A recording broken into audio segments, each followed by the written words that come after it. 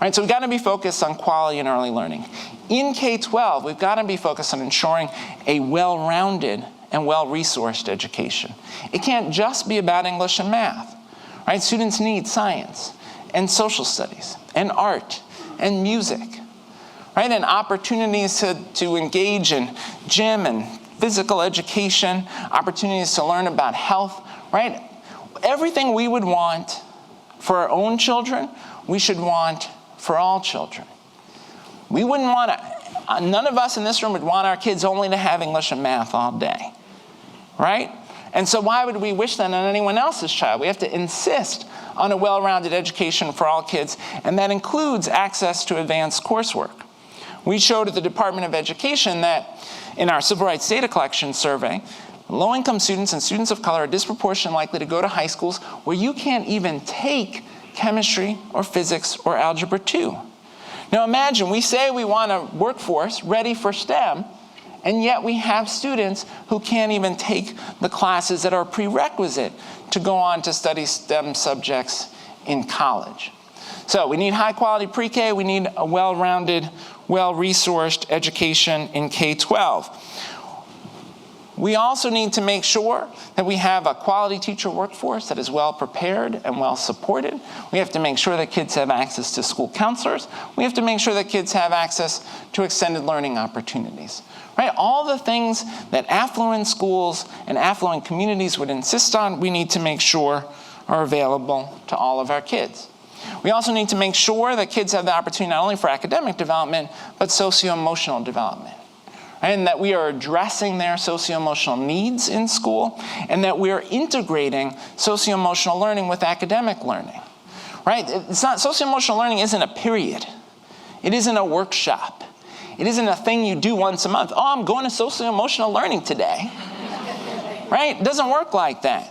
But when you're engaged in a project with your classmates, right, when you're building a science project over time and getting feedback and improving that project, those are also building your socio-emotional learning skills. When you're engaged in a peer mentoring program with younger kids, that's building your socio-emotional skills. It's not a separate thing. It's got to be integrated into kids' learning experience.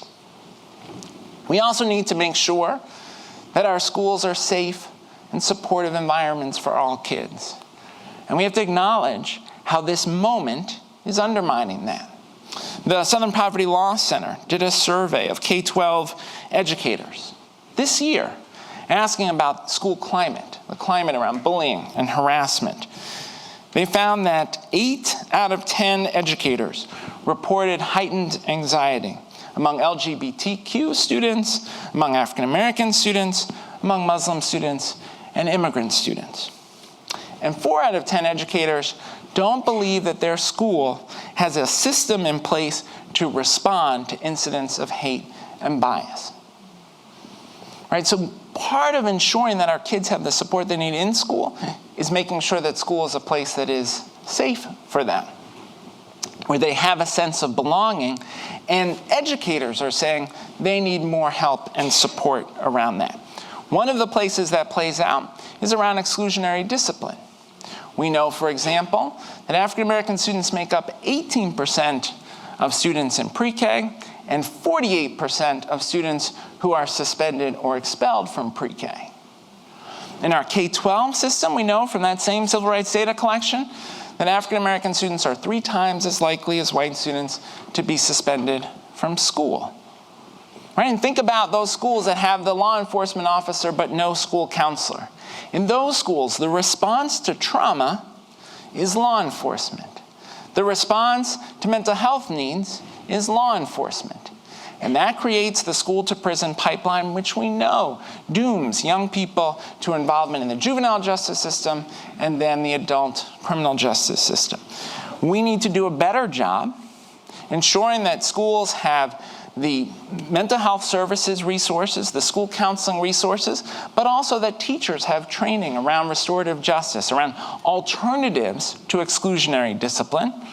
We also need to tackle the issue of implicit bias and acknowledge that all of us as Americans have implicit bias.